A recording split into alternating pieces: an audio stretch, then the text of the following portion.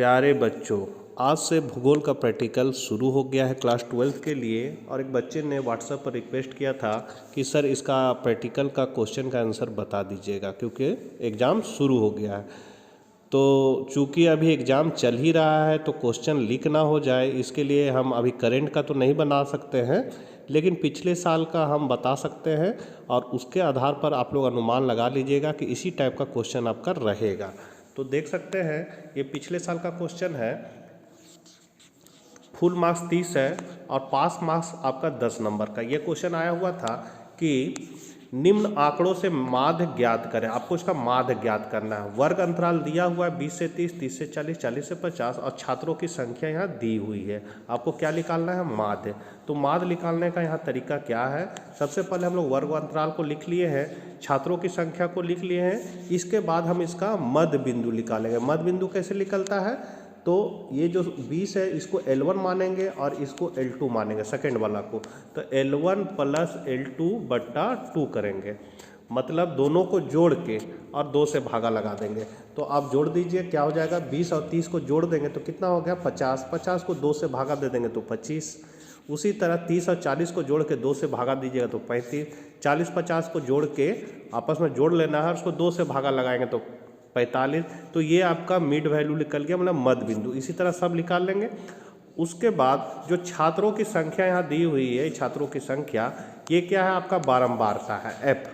तो F और ये जो मिड वैल्यू है इसको हम लोग X मानेंगे। इसको और इसको गुना कर देना है, या F और M बोले या X बोलिए। इसको इससे गुना कीजिए, मतलब 8 को 25 से गुना कीजिएगा तो 200, 15 को 35 से गुना कीजिएगा तो 525, 25 को 45 से गुना कीजिएगा तो 1125। इस तरह आप इसको इससे गुना कीजिएगा, ये तैयार हो गया।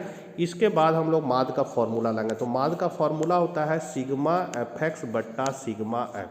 अब चूंकि यहाँ पर क्या है, x के जगह हम लोग m माना है, तो यहाँ m है, तो यहाँ हम लोग m लिख देंगे, सिग्मा FM बट्टा सिग्मा F।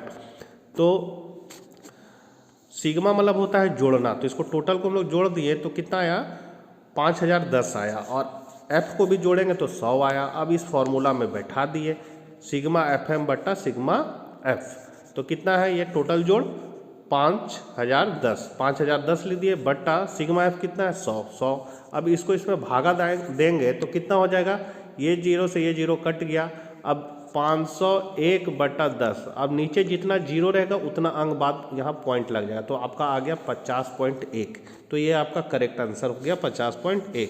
इसी तरह अगला जो क्वेश्चन है वो क्या है कि आपका दिए गए आंकड़ों के सहायता से वृत्त आरेख की रचना करें। यहाँ आंकड़ा दिया हुआ, फसल का नाम है गेहूं, उत्पादन लाख टन में दिया 700, गन्ना दिया 180, मकई दिया हुआ है और अन्य दिया हुआ है। तो हम लोग इसको कैसे बनाएंगे? तो ये सब को पहले हम लोग क्या करेंगे? जोड़ देंगे। तो इसको टोटल को अगर हम लोग जोड़ते हैं तो जोड़ने पर मेरा आ जाएगा 986।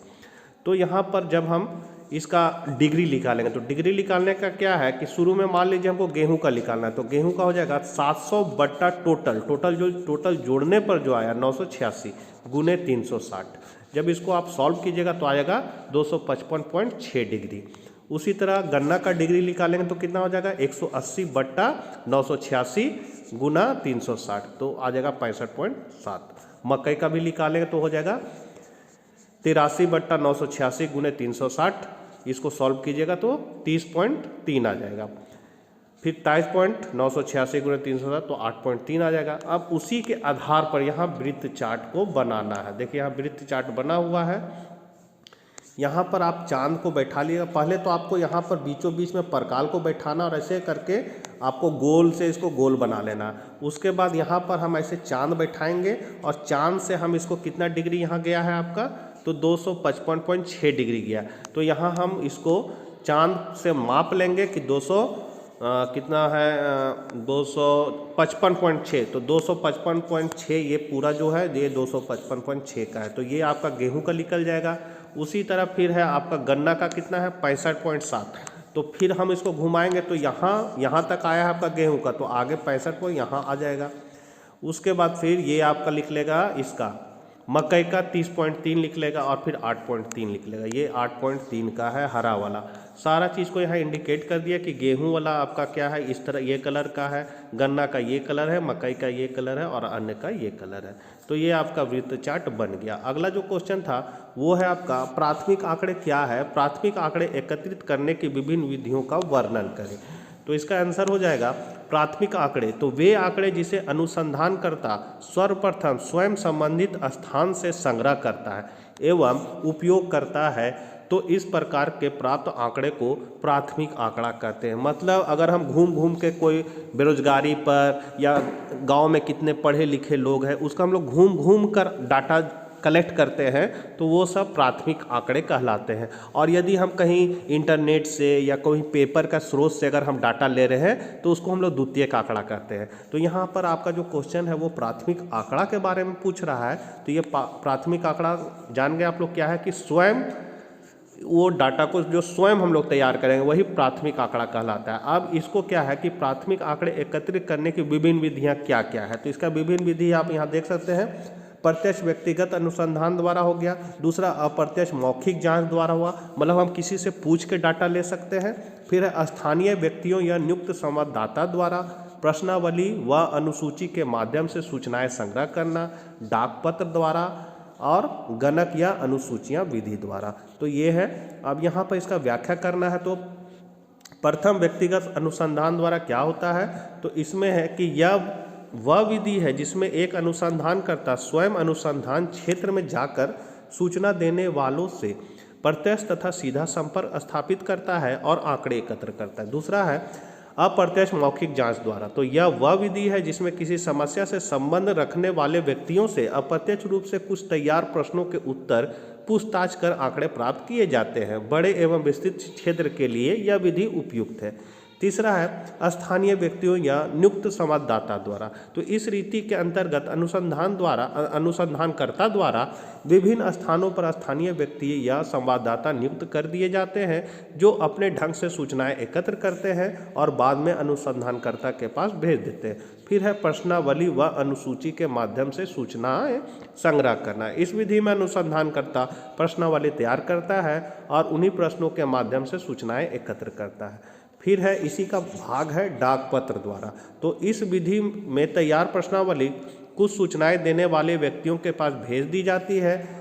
जब यह सूचना अनुसंधानकर्ता के पास पहुंचता है तो उसकी इन सूचनाओं को गुप्त रखा जाता है। फिर है गणक या अनुसूचियां विधि। तो अनुसंधान के उद्देश्य की पूर्ति को ध्यान में रखकर पहले प्रश्नावली तैयार की जाती है, फिर गणक मतलब अनुसंधानकर्ता का सहायक जो होता है उसको हम लोग गणक कहते हैं, उसे लेकर सूचना देने वाले व्यक्ति के पास जाते हैं। वे सूचकों से प्रश्न पूछकर स्वयं भरते हैं। इसी का अथवा में क्वेश्चन है, मतलब ये दोनों में से किसी को एक को बनाना था। तो अथवा का क्वेश्चन है भौगोलिक सूचना तंत्र GIS क्या है, भौगोलिक सूचना तंत्र के प्रमुख फायदे या लाभों का वर्णन करें। तो भौगोलिक सूचना तंत्र विभिन्न उपकरणों का एक समूह है जिसमें आंकड़ों का एकत्रीकरण, भंडारण, पुनः प्राप्ति, परिवर्तन, स्थानीय प्रदर्शन एवं विश्लेषण आदि की क्षमता विद्वान है। तो भौगोलिक सूचना तंत्र के लाभ हैं। तो भौगोलिक सूचना तंत्र के लाभ निम्नलिखित हैं। पहला, डेयरी उद्योग वितरण, उत्पादन और दुकानों के स्थान की पहचान के लिए GIS डेटा का उपयोग करता है। फिर है कृषि उत्पादन के लिए कीट नियंत्रण आवश्यक है और GIS तकनीकी प्रभावित क्षेत्रों की मैपिंग में महत्वपूर्ण भूमिका निभाती है। फिर है वेब आधारित नेविगेशन मानचित्र जनता को उपयोगी जानकारी प्रदान करने के लिए GIS डेटा का उपयोग करते हैं। फिर है इसका उपयोग रॉक विशेषताओं का विश्लेषण करने और विभिन्न कार्यों के लिए सर्वोत्तम स्थान की पहचान करने के लिए भी किया जा सकता है। और पांचवा है भौगोलिक सूचना तंत्र की सहायता से पर्यावरण का संरक्षण किया जा सकता है। उसके बाद जो चौथा क्वेश्चन है वो प्रैक्टिकल रिकॉर्ड बुक है, मतलब प्रायोगिक अभ्यास पुस्तक। मतलब आपको है सो प्रैक्टिकल, आपको एक बुक तैयार करना है, प्रैक्टिकल बनाना है, उसके लिए आपको उसका मार्क्स मिलेगा। और फिर वाइवा होगा आपका, मतलब मौखिक जांच परीक्षा होगा, आपको सर बुला के क्वेश्चन पूछेंगे और उसी के आधार पर आपको मार्क्स देंगे।